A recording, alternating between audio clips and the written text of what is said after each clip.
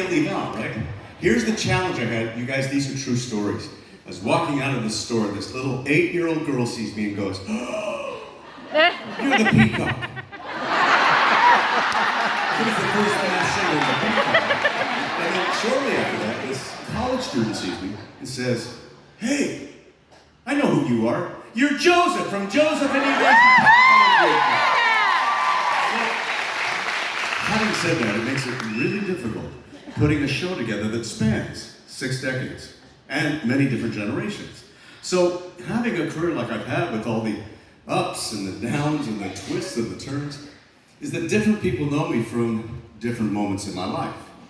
And I really doubt there's anybody out there in the world that knows everything about my life. So I wanted to share these 6 decades with you. But you know, that's not the easiest thing to do when we've only got a little over an hour and a half. So now, okay, wait, don't laugh, but to tell it in a reasonable amount of time. I thought stories move faster when they're told in rhyme. So here it is, to you from me, Donnie, an auto-rap-ography. It all began back in Utah. I was 4 years old. Started singing with my brothers and the sound was like gold. So my folks took a leap and said, "What the hey, we gotta get these monsters out to California, hey." I missed my sandbox, but I liked the beach. And I practiced at home while my brothers kept their teeth as a barbershop quartet at Disneyland, where they were soon discovered in a way that no one could have planned. See, remember Andy Williams? Well, his dad saw this part when they sang a couple songs on Disneyland After Dark. Andy had to agree, those boys could carry a tune. And so they went on his show and made the audience swoon. I tell you, people sure loved him, but I felt left out. I mean, come on, 5 years old, I knew what showbiz was about. So in 1962, I made my big debut, and I showed the whole world what little Donnie could do.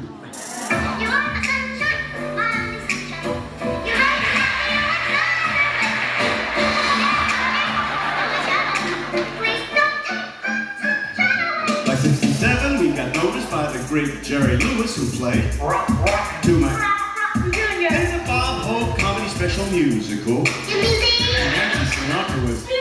Of course, when you're busy as we were, you got it. And miraculously, none of us became too much of a jerk. But we were changing and wanted to rebrand as the Osmonds, a rock and roll band. 2 number ones in 71 set everything the world with. And we were still, but also part. And Flip Wilson had a song to say, "Just wait, there's more, yo." Osmond mania hits and make no mistake, this was more than just magazine covers of me eating cake. They made bobbleheads, trading cards, and a cartoon stack. No, I forgot about that. 72 we went metal with. 73 Led Zeppelin's label endorses. 74 toured the world again, but soon changed courses as Marie and I officially first joined forces. What did we do? We did our best. Kept on singing and won a few awards, no less. In fact, the very first AMAs got quite a reaction when I got to present with my friend Michael Jackson. You too, huh? Rolling Stone, Johnny Carson, Hollywood Squares. We were busy young stars with big starry hair.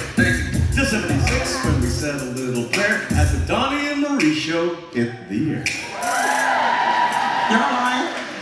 4 non-stop years we ran a boy, what a blast. With all those catchy songs and guests, it sure went fast. And while those memories are sure to last and last, you can rest assured the costumes will stay in the past. Wow. The 80s, no longer were we babies. The TV show was canceled and my fangirls now ladies. I tried my hand at Broadway and Little Johnny Jones. Yes, you do. But the critics, as they say, threw stones. We opened and closed on the very same night. So I packed up my bags and took a homebound flight thinking, is this the end? Does everyone hate me? No way, I know a guest star on the Love Boat will save me. At this stage of your career, you need all the fans you can get. Sorry, remember that. But in 1982, I had a quarter-life crisis. Disappeared and grew a beard, but you see, I have vices. But no one took notice until 1985, when this Jeff Beck video reminded folks I was alive. Man. Donny Osmond. Started getting needy to producers and the like. Did some shows, released some singles, really tried. But the radio stations all but Donny Osmond was taboo. That their listeners considered me a Square. It's true. The DJs across the country played my single saying who this mystery artist was behind the song they were playing. People started calling in, requesting replays round the clock, and when the truth came out, said Donny Osmond making it rock. it was surreal yet vindicating to be heard with honest ears after battling my Image. for so many years. And what was the comeback song heaven sent from above? My 1989 release. Yeah, it soon became a smash. Number 2 on the charts. With also melting parts. Became my third hit single in a row, topping the MTV dance charts at that.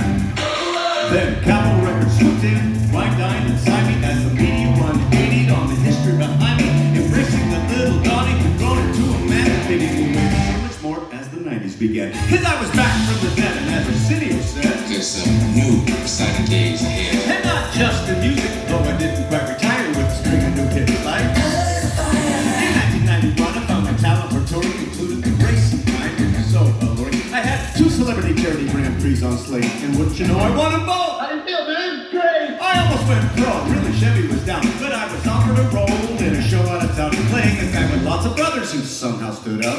Something I know absolutely nothing about. It seemed safer than racing though, so I accepted, and good thing is it was bigger than I ever expected, making me a theater star as the titular dream mode. I was red and yellow and green and blue, over 2,000 performances, a movie version too. I was wearing hot clown, feeling rad. Whoa, you know, I didn't look too bad. But after 6 years of passing and a standing ovation, I got a call from the folks over at Disney. He said, Donny, look, we know you're not Chinese, but we really like your voice. Could you do this, please? How can I say no to bringing to life a Disney prick? Great story, great song, I was easy to commit. So I joined the Disney Renaissance and got the song on as Captain Show in the movie. The rest of the day, mainly occupied by a new TV show with my sister by my side. But what a beautiful way it was to open the door to a new millennium with a lot in store. Let's go, things started out smooth in the brand new century, with 2 Emmy nominations for my Sicily. Meanwhile, cartoons could get rid of me. Like Johnny Bravo, you gotta be kidding me. Co-host of Miss America, sang for the crown, even if my sister called me out. Slides down. Did in 2001, which is still presented awards to some famous names.